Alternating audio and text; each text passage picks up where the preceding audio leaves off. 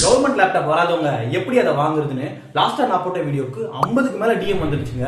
அதுல கேட்ட முக்கியமான டவுட்ஸ்க்கு தான் இந்த வீடியோல கிளாரிஃபை பண்ண போறேன். முதல் क्वेश्चन நிறைய பேர் கேட்டது என்னன்னா, செகண்ட் இயர் ஸ்டூடண்ட்ஸ்க்கு லேப்டாப் இருக்கா? செகண்ட் இயர் ஸ்டூடண்ட்ஸ்க்கு இது வரைக்கும் அபிஷியலா லேப்டாப் தரதா அறிவிக்கல. ஃபைனல் இயர் ஸ்டூடண்ட்ஸ்க்கு மட்டும் தான் தரதா அபிஷியல் அனௌன்ஸ்மெண்ட் வந்திருக்கு. क्वेश्चन நம்பர் 2, பிரைவேட் காலேஜ்க்குலாம் லேப்டாப் இருக்கான்னு கேட்டிருக்கீங்க. பிரைவேட் காலேஜஸ்க்கு லேப்டாப் கிடையாது. ஆனா பிரைவேட் காலேஜ்ல படிக்கக்கூடிய சில ஸ்டூடண்ட்ஸ்க்கு லேப்டாப் இருக்கு. புதுமை பெண் திட்டம், தமிழ் புதல்வன் திட்டம் மற்றும் 7.5 ஸ்காலர்ஷிப்ல படிக்கக்கூடிய இந்த சில மாணவர்களுக்கு மட்டும்தான் பிரைவேட் காலேஜஸ்ல லேப்டாப் இருக்கு.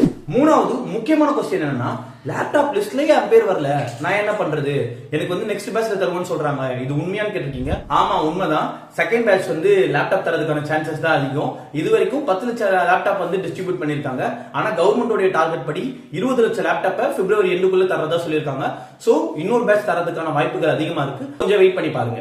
3 முக்கியமான क्वेश्चन சொல்லிட்டேன். ஆனா ஒரு சிலர் வந்து இன்னொரு கேள்வி கேட்டிருந்தீங்க. என்னன்னா, எங்களோட காலேஜ்ல வந்து ஃபீஸ் கட்டினாதான் லேப்டாப் தருவோம்னு சொல்றாங்க. இது உண்மையான்னு கேட்டீங்க. அப்படி சொல்லவே கூடாது.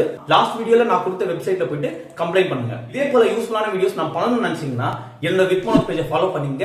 இந்த வீடியோல உங்க ஃப்ரெண்ட்ஸ் அண்ட் ஃபேமிலிக்கு ஷேர் பண்ணுங்க. இன்னமும் லேப்டாப் வாங்குறது எப்படின்னு உங்களுக்கு டவுட் இருந்துச்சுன்னா இந்த வீடியோட கமெண்ட்ல ஆர்ட்டை தட்டி விட்டு என்னோட லாஸ்ட் வீடியோ பாருங்க. உங்களுக்கு கிளாரிட்டி கிடைக்கும்.